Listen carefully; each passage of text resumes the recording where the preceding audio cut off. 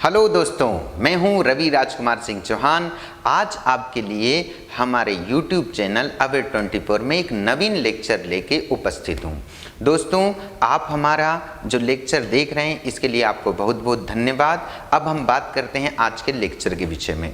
दोस्तों, आज का हमारा लेक्चर है भारतीय संविधान निर्माण की एक महत्वपूर्ण कड़ी अर्थात भारतीय संविधान सभा की महत्वपूर्ण समितियों के विषय में। दोस्तों, आपको ध्यान ही होगा कि भारतीय संविधान सभा ने अपना संपूर्ण कार्य, मतलब हम बोल सकते हैं एक मूलभूत कार्य, इन्हीं समितियों के मार्गदर्शन में किया है।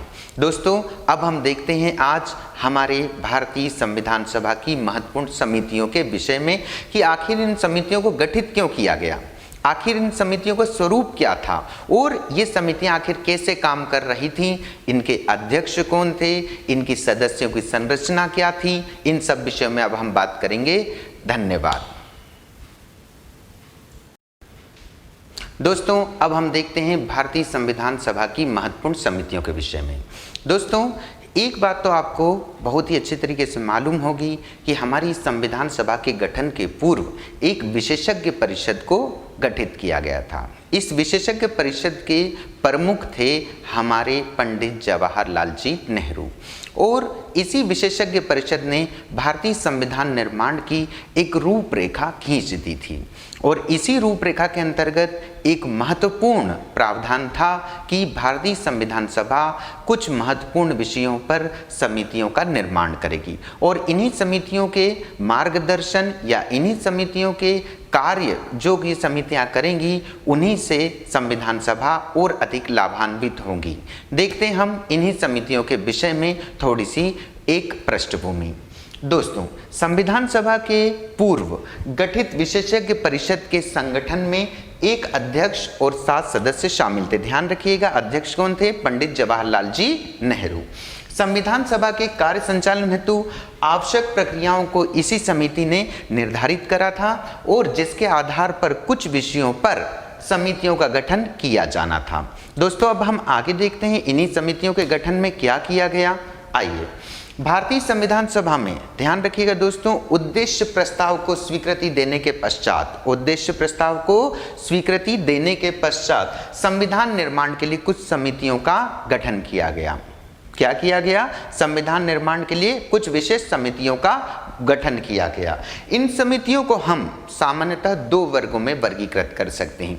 ये 2 वर्ग क्या हैं दोस्तों? अब इसके विषय में बात करते हैं। सबसे पहला वर्ग है इन समितियों का प्रक्रिया संबंधी समितियां। आखिर प्रक्रिया संबंधी समिति होती क्या है, हम पहले इसके विषय में थोड़ा सा प्रकाश डालेंगे और फिर बात करेंगे प्रक्रिया संबंधी समितियां कौन कौन सी थी। आइए दोस्तों, प्रक्रिया संबंधी समितियों का गठन संविधान निर्माण की प्रक्रिया के जटिल प्रश्नों के समाधान अर्थात उन्हें हल करने के लिए किया गया था। तो प्रक्रिया संबंधी समितियां क्या करेंगी? संविधान निर्माण की जटिल प्रक्रियाओं संबंधी जो भी प्रश्न हैं उनका समाधान करने का प्रयास करेगी। ठीक है दोस्तों, अब हम देखते हैं दूसरी समिति जिसको हम बोल रहे हैं विषय संबंधी समितियां। विषय संबंधी समितियां ही हैं भारतीय संविधान निर्माण के लिए महत्वपूर्ण एक जिम्मेदार समितियां। आइए हम विषय संबंधी समितियों के विषय में देखते हैं।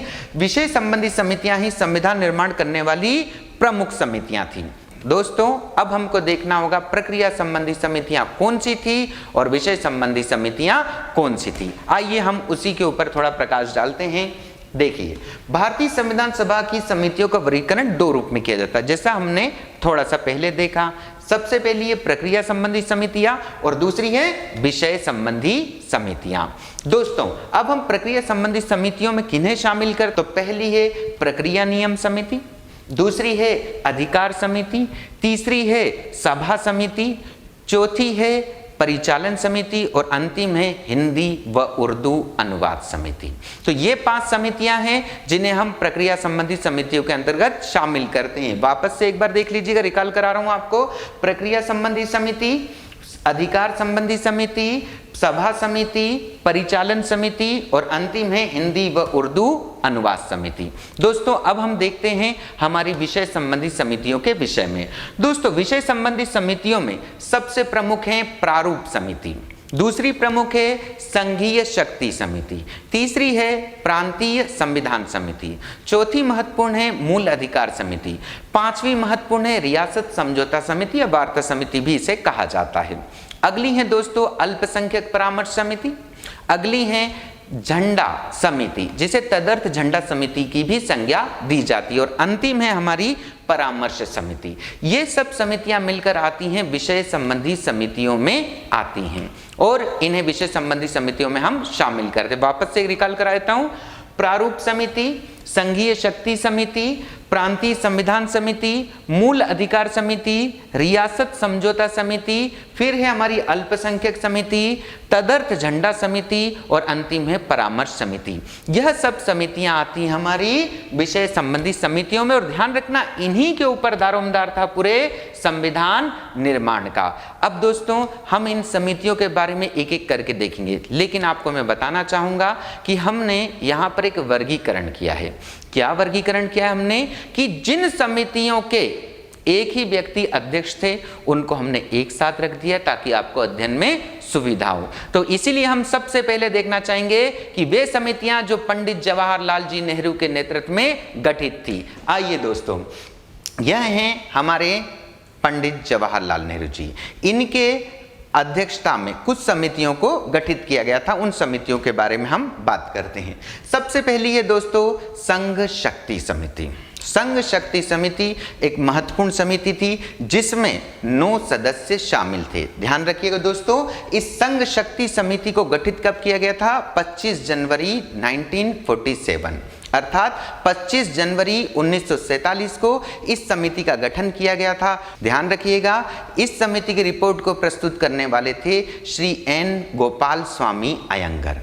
एन गोपाल स्वामी अयंगर ने संघ शक्ति समिति की रिपोर्ट पेश की और कहा था इस समिति की रिपोर्ट पर विचारण जो संविधान सभा करने वाली है उसे अगले सत्र तक टाल दिया जाए। ध्यान रखिएगा दोस्तों, यह समिति की रिपोर्ट संविधान सभा के तृतीय अधिवेशन के दौरान प्रस्तुत की गई थी। अब हम दूसरी देखते हैं महत्वपूर्ण समिति संघीय संविधान समिति।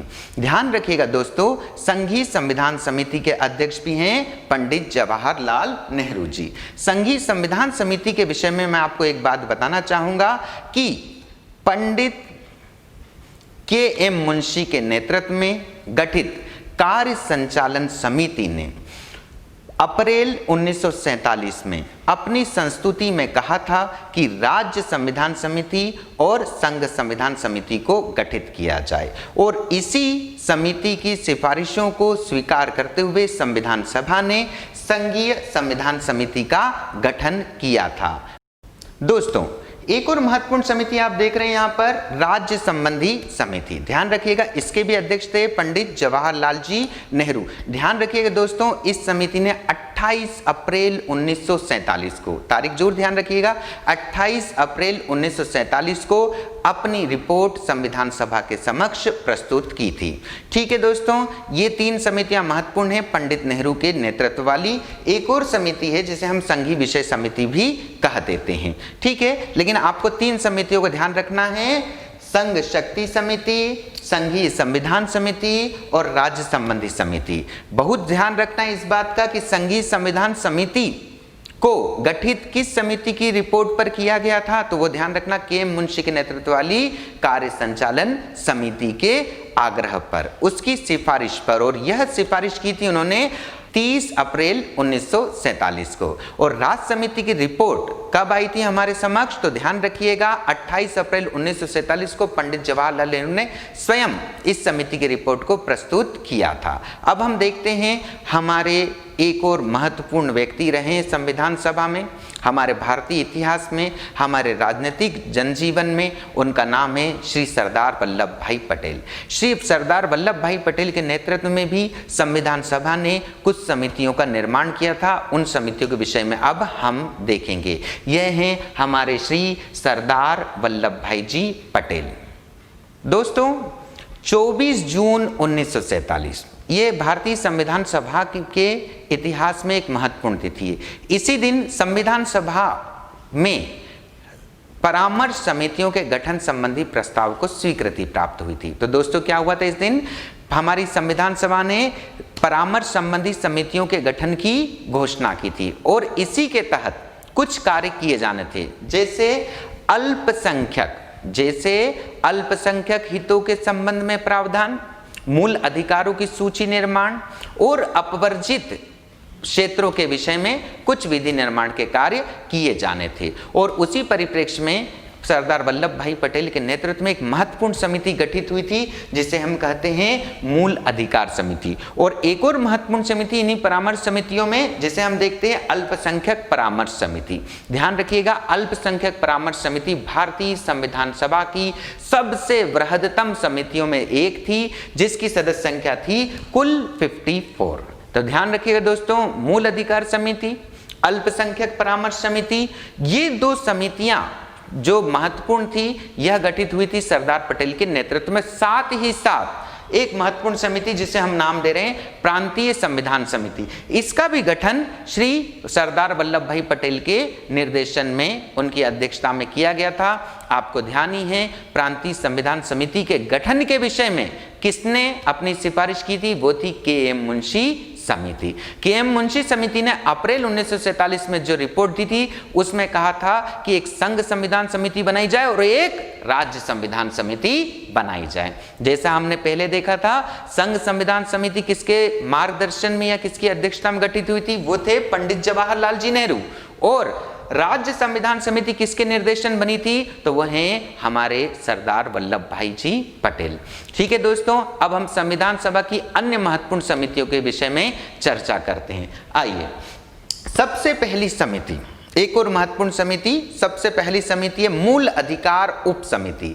मूल अधिकार उप समिति मूलतः मूल अधिकार समिति का ही एक भाग है, लेकिन इस उप समिति की अध्यक्षता की थी आचार्य जे.बी. कृपलानी ने। ठीक है दोस्तों, तो आपसे पूछे मूल अधिकार समिति के अध्यक्ष कौन थे तो आप बोलेंगे सरदार वल्लभ भाई पटेल।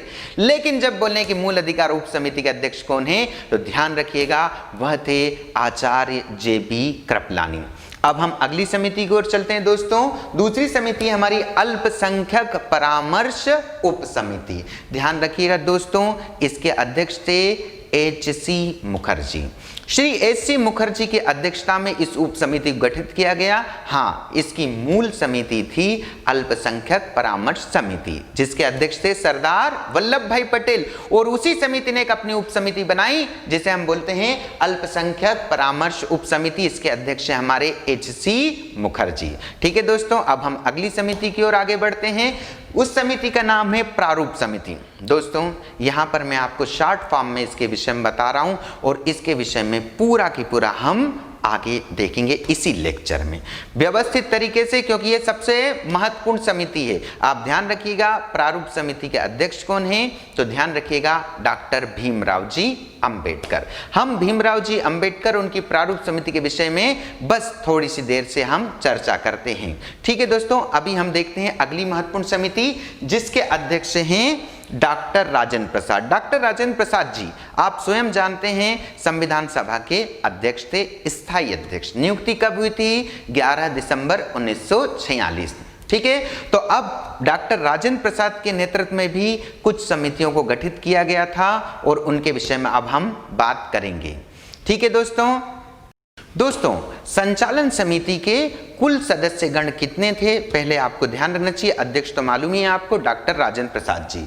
अब इसमें कुल सदस्य कितने थे तो दोस्तों ध्यान रखिएगा, इसमें कुल सदस्य थे 11 और इस समिति का गठन किया गया था 20 जनवरी 1947। तो सबसे मेन चीज है, संचालित समिति क्या थी? 11 सदस्यीय समिति थी और उसका गठन किया गया था हमारे यहाँ पर 20 जनवरी 1947 को। अब हम दोस्तों एक और महत्वपूर्ण समिति तदर्थ झंडा समिति के विषय में चर्चा करेंगे। दोस्तों, हमारी तदर्थ झंडा समिति, इसका गठन किया गया था 23 जून 1947 को। 23 जून 1947 को डॉक्टर राजेंद्र प्रसाद की अध्यक्षता में इस समिति का गठन किया गया था। दोस्तों ध्यान रखना, 18 जुलाई 1947 को इस समिति ने अपना कार्य पूर्ण किया था।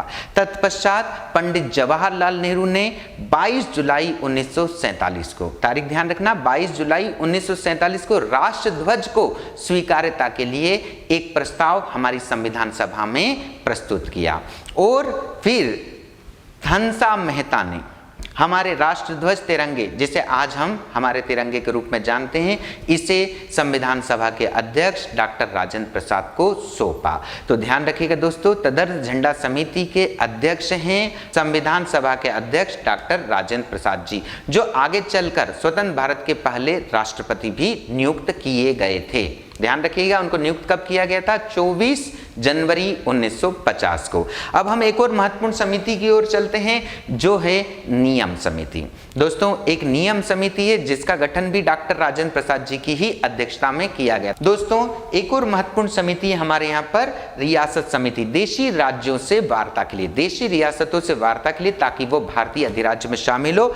इस समिति का गठन दोस्तों किया गया था 21 दिसंबर 1946। इस समिति का गठन दोस्तों कब किया गया? 21 दिसंबर 1946। यह सभी समितियां किसके मार्गदर्शन में, किसके अध्यक्षता में चल रही थी? चारों समितियां डॉक्टर राजेंद्र जी प्रसाद के मार्गदर्शन में।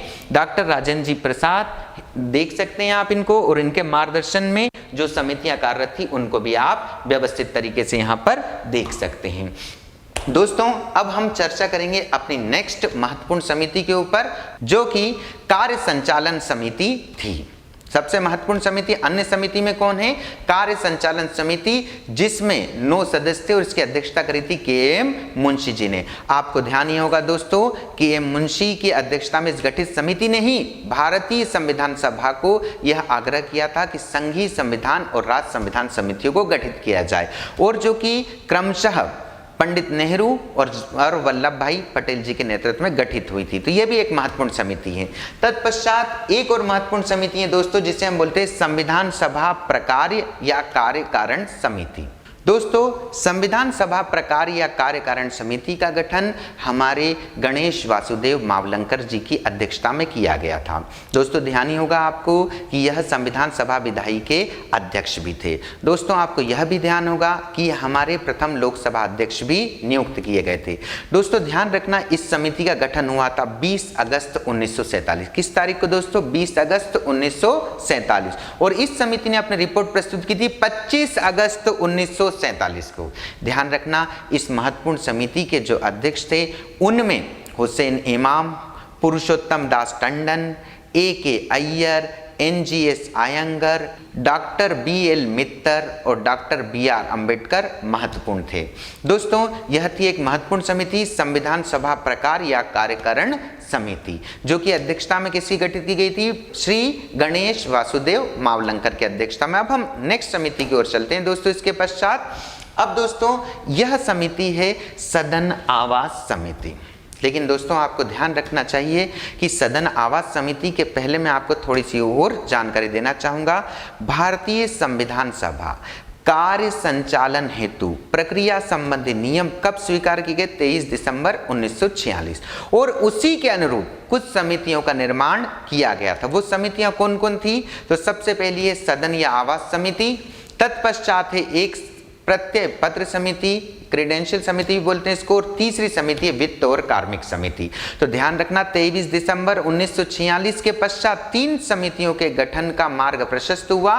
वे समितियां थी सदन या आवास समिति, इसकी अध्यक्षता कर रहे थे हमारे पट्टाभी सीतारामैया, जो आगे चलकर हमारे मध्य प्रदेश के पहले राज्यपाल भी बने हैं। ठीक है दोस्तों, आगे एक और समिति अल्लादी कृष्णा स्वामी अय्यर के नेतृत्व, जिसे हम नाम देते हैं प्रत्यय पत्र समिति या क्रेडेंशियल कमेटी।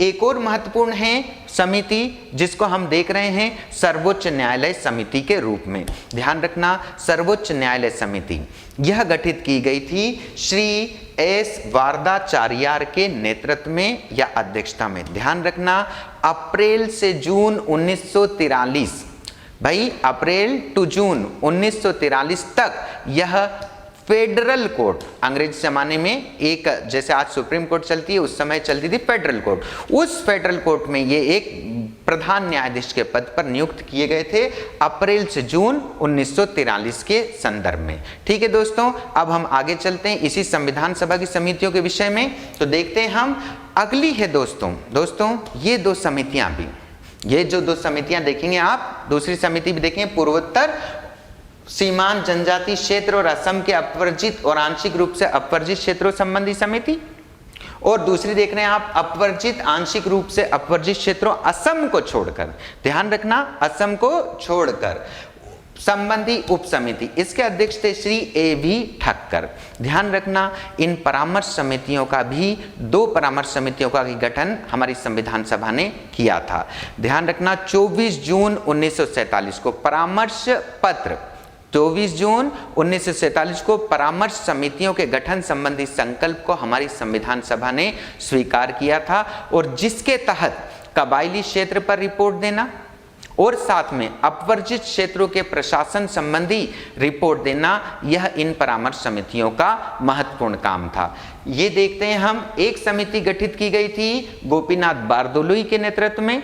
ध्यान रखिएगा यह समिति असम, पूर्वोत्तर सीमांत जनजाति क्षेत्रों और असम के अपवर्जित और आंशिक रूप से अपवर्जित क्षेत्रों संबंधी महत्वपूर्ण उप समिति थी, और दूसरी समिति थी अपवर्जित और आंशिक रूप से अपवर्जित क्षेत्रों असम को छोड़कर संबंधी उप समिति थी। ध्यान रखना असम के विषय में निर्णय करने वाले कौन थे? गोपीनाथ बारदोली के नेतृत्व में गठित परामर्श समिति, और असम को छोड़कर बाकी जो अपवर्जित, आंशिक रूप से अपवर्जित क्षेत्र हैं उनके संबंध में रिपोर्ट दी थी श्री ए.वी. ठक्कर के नेतृत्व में गठित इस समिति ने। ध्यान रखिएगा ए.वी. ठक्कर जी, अमृतलाल विठल दास ठक्कर कौन है दोस्तों? परिचय के मोहताज तो है नहीं, ये एक महत्वपूर्ण सामाजिक राजनीतिक विचारक रहे हैं, और इन्हीं के नेतृत्व में इस समिति ने भी अपना काम किया था। दोस्तों अब हम बात करते हैं संविधान सभा की सबसे महत्वपूर्ण समिति, जिसको हम कहते हैं प्रारूप समिति, ड्राफ्टिंग कमेटी। इस प्रारूप समिति के विषय में हम अब विस्तृत रूप से चर्चा करेंगे और इसके एक एक पहलू के ऊपर बात करेंगे। प्रतियोगी परीक्षाओं की दृष्टि से सबसे महत्वपूर्ण जो समिति है संविधान सभा की, वह है प्रारूप समिति। ठीक है दोस्तों, अब हम जानते हैं प्रारूप समिति के विषय में। सबसे पहला, प्रारूप समिति के विषय में आपसे प्रश्न पूछा जा सकते हैं कि आप क्या जानते हैं। तो दोस्तों ध्यान रखिएगा, प्रारूप समिति के जब प्रश्न पूछा जाए तो सबसे पहले, चाहे आपकी प्रारंभिक परीक्षा हो चाहे मुख्य परीक्षा हो, सबसे पहला क्वेश्चन उठता है आपका कि आखिर प्रारूप समिति का गठन कब किया गया। तो दोस्तों ध्यान रखिएगा 29 अगस्त 1947 को, 29 अगस्त 1947 को हमारे यहाँ पर प्रारूप समिति का गठन किया गया था। ध्यान रखेंगे, तारीख ये सबसे महत्वपूर्ण तारीख है। दूसरी महत्वपूर्ण तारीख है आपके लिए, या दूसरा महत्वपूर्ण फैक्ट है आपके लिए कि आखिर प्रारूप समिति की पहली बैठक कब हुई। तो ध्यान रखना दोस्तों, प्रारूप समिति की पहली बैठक इसके गठन के उपरांत अगले दिन अर्थात 30 अगस्त 1947 को इसकी पहली बैठक हुई थी। बस दोस्तों अब हमको इसके बारे में और विषय में जानते हैं प्रारूप समिति के। वो क्या हो सकता है कि आखिर प्रारूप समिति ने अपने कार्य की प्रारंभिक पूर्णता कब की थी। दोस्तों ध्यान रखना वह तारीख है 21 जनवरी 1948। तो प्रारूप समिति ने कब अपने कार्य को पूर्ण किया था, जो संविधान सभा ने उसे दायित्व सौंपा था, तो वो तारीख थी 21 जनवरी 1948। 21 जनवरी 1948 को प्रारूप समिति ने अपने कार्य पूर्णता की थी। अब हम देखते हैं इसी प्रारूप समिति के विषय में और भी, आखिर प्रारूप समिति का संगठन कैसा था। संगठन का तात्पर्य दोस्तों ये होता है कि आखिर उसमें कितने सदस्य शामिल थे, क्या उस समिति में एक अध्यक्ष था या कुछ उपाध्यक्ष थे, ये सब होता है। ठीक है, तो आप ध्यान रखिएगा कि भाई प्रारूप समिति का संगठन था 1+6, एक अध्यक्ष प्लस 6 सदस्यगण। अब दोस्तों हम थोड़ी देर बाद बात करेंगे इसके सदस्यों के बारे में, लेकिन सबसे महत्वपूर्ण है हमारी प्रारूप समिति के अध्यक्ष। आप जानते हैं प्रारूप समिति के अध्यक्ष कौन है? डॉक्टर भीमराव जी अंबेडकर। यह हैं डॉक्टर भीमराव जी अंबेडकर, और इन्हीं को दी जाती है संविधान के पिता की संज्ञा। तो यह है भीमराव अंबेडकर जी के नेतृत्व वाली प्रारूप समिति। अब हम आगे देखते हैं प्रारूप समिति के विषय में क्या है। तो सबसे पहली चीज है, हमारे लिए एक प्रश्न उठता है, आखिर प्रारूप समिति के सदस्यगण कौन थे। तो दोस्तों यहाँ पर पिक्चराइज रूप से ही बताएंगे आपको, और सब कुछ व्यवस्थित तरीके से अध्ययन करेंगे हम इसका कि प्रारूप समिति के सदस्यगण कौन थे। तो सबसे पहले सदस्य हैं दोस्तों के.एम. मुंशी। के.एम. मुंशी केवल प्रारूप समिति के सदस्य नहीं थे, वो संविधान सभा की कई महत्वपूर्ण समिति को सदस्य रहे हैं। तो इस प्रारूप समिति में उन्हें कैसे हटाया जा सकता था। सबसे महत्वपूर्ण समिति में के.एम. मुंशी जी शामिल थे, जो कि कांग्रेस, तत्कालीन भारतीय राष्ट्रीय कांग्रेस को रिप्रेजेंट कर रहे थे। दोस्तों दूसरे सदस्य हैं श्री मोहम्मद सादुल्ला, जो मुस्लिम लीग को रिप्रेजेंट करते थे। हमारी प्रारूप समिति के एकमात्र मुस्लिम सदस्य भी श्री मोहम्मद सादुल्लाह जी थे।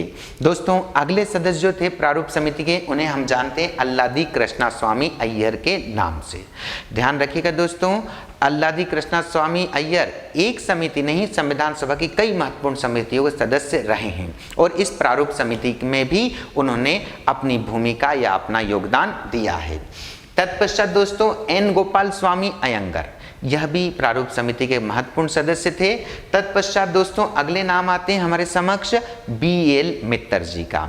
BL मित्तर जी ने जब अपने पद से व्यक्तिगत कारणों से इस्तीफा दे दिया, जब वो प्रारूप समिति के सदस्य नहीं रहे, तब उनकी जगह पर N माधव राव ने इस महत्वपूर्ण जिम्मेदारी को संभाला। ठीक है दोस्तों, एक और महत्वपूर्ण सदस्य की ओर मैं आपको बताना चाहूंगा, वो हैं DP खेतान। DP खेतान की जब मृत्यु हो गई तो उनकी जगह पद संभाला था TT कृष्णामाचारी ने। ठीक है दोस्तों, तो ये हैं संविधान सभा के महत्वपूर्ण सदस्य जिन्हें आप इस फोटो के माध्यम से और देख सकते हैं कि मोहम्मद सादुल्लाह अयंगर जी, अल्लादी कृष्णा स्वामी अय्यर जी हों या BL मित्तर जी हों, वो सब उनका फोटो दिख रहा है। साथ में आपको BN राव, ध्यान है आपको, BN राव कौन है? भारतीय संविधान सभा के सलाहकार, उनका भी फोटो इसमें प्रदर्शित है। ठीक है दोस्तों, एक और महत्वपूर्ण बात की ओर मैं आपका ध्यान दिलाना चाहूंगा कि श्री के मुंशी और श्री TT कृष्णामाचारी के सिवाय बाकी जो सदस्यगण थे हमारी प्रारूप समिति के, वे सभी स्वतंत्र या निर्दलीय थे। यह दोनों ही भारतीय राष्ट्रीय कांग्रेस के सदस्य थे और मोहम्मद सादुल्लाह थे मुस्लिम लीग के। ठीक है दोस्तों, ये जरूर बारीकी आपको ध्यान रखना चाहिए इसके सदस्यों के विषय में। अब हम आपको इसी प्रारूप समिति के सदस्यों के क्रमवार फोटो दिखा देते हैं ताकि आपको बेहतर तरीके से समझ में आ सके। देखिए, श्री देवी प्रसाद खेतान, DP खेतान।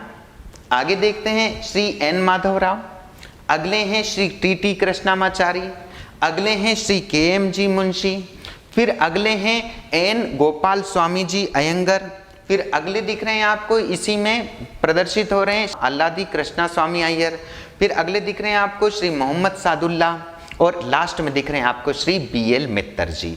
तो इस प्रकार से प्रारूप समिति के जो सदस्यगण थे उनको आप देख सकते हैं और अध्यक्ष तो आप जानते ही हैं कौन थे, श्री BR जी अम्बेडकर। आइए दोस्तों, अब हम आगे बात करते हैं प्रारूप समिति के विषय में। दोस्तों ध्यान रखिएगा, प्रारूप समिति के गठन के प्रस्तावकर्ता कौन थे? सबसे पहला प्रश्न आपके समक्ष ये उठता है, तो ध्यान रखना वो थे श्री सत्यनारायण सिन्हा।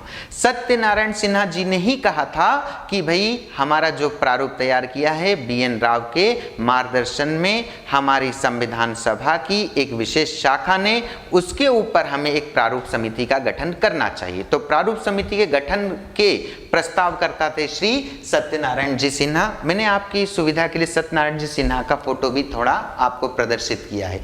फोटो पुराने हैं दोस्तों, इसलिए थोड़े से इनकी क्वालिटी कमजोर हो सकती है।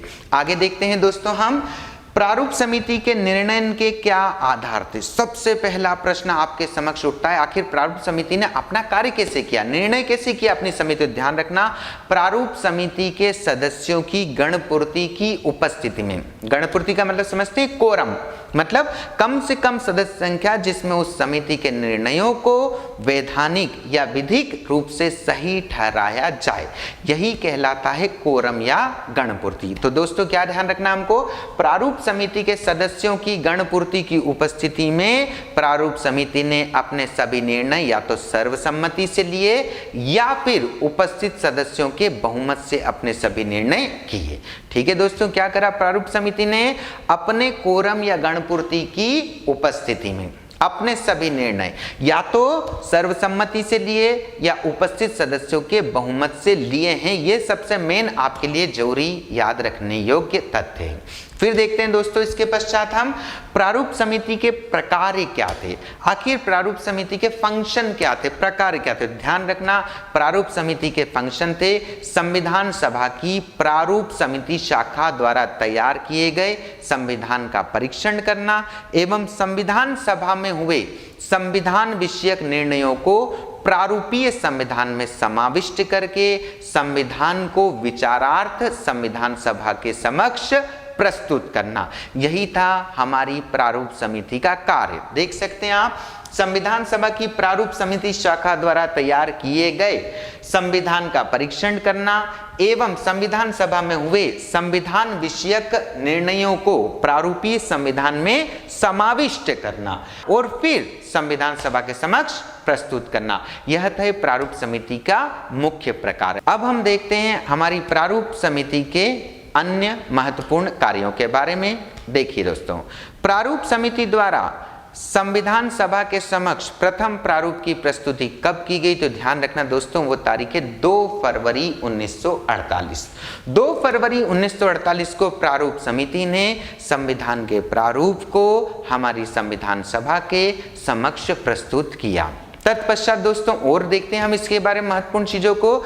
प्रारूप समिति ने इस प्रारूप को संविधान सभा के समक्ष पेश करने के पहले 141 दिनों की बैठक की थी। दोस्तों एक बात और महत्वपूर्ण ध्यान रखिएगा, जब हमारी प्रारूप समिति ने अपने संविधान के प्रारूप को संविधान सभा के समक्ष पेश किया तो डायरेक्ट संविधान सभा ने उसके ऊपर विचारण नहीं किया। उसने इस प्रारूप पर विचारण करने के लिए एक विशेष समिति बनाई। इस विशेष समिति में कौन कौन सी समितियों के सदस्य शामिल थे, अब हम उसके विषय में देखते हैं।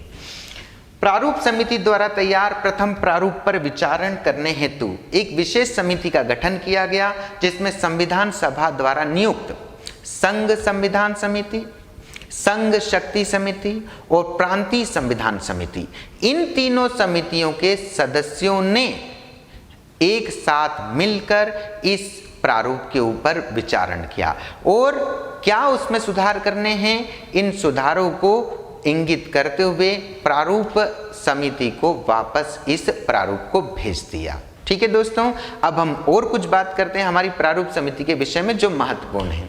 ध्यान रखिएगा, विशेष समिति ने इस प्रथम प्रारूप पर बहुत गहनता से विचार विमर्श किया और इस प्रारूपीय संविधान में सुधार समाविष्ट करने हेतु पुनः प्रारूप समिति को इस प्रारूप को सौंपा। ठीक है दोस्तों, तो क्या करा हमारी इस विशेष समिति ने, जिसमें 3 समितियों के सदस्य शामिल थे, उन्होंने गहन विचार विमर्श करके इसे वापस प्रारूप समिति को सौंपा।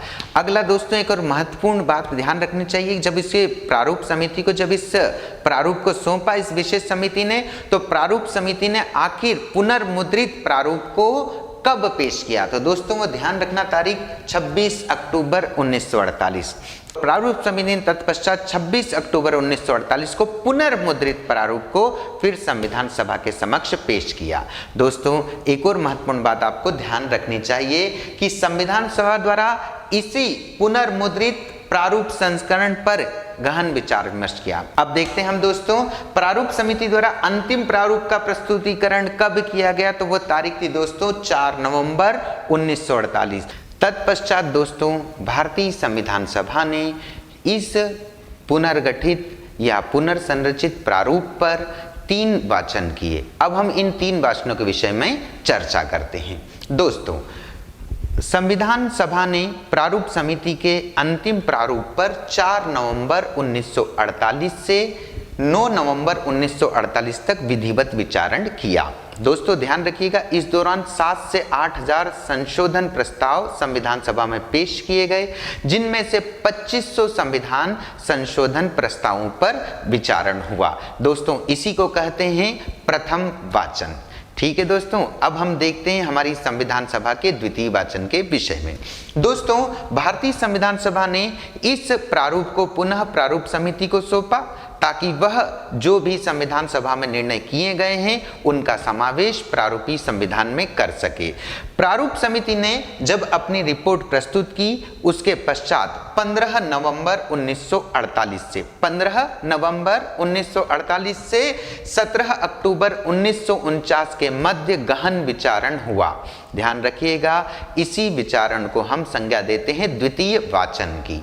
तो द्वितीय वाचन जब कंप्लीट हुआ दोस्तों, उसके बाद संविधान सभा ने इस प्रारूपीय संविधान पर तृतीय वाचन भी किया। अब हम जानते हैं उस तृतीय वाचन के विषय में।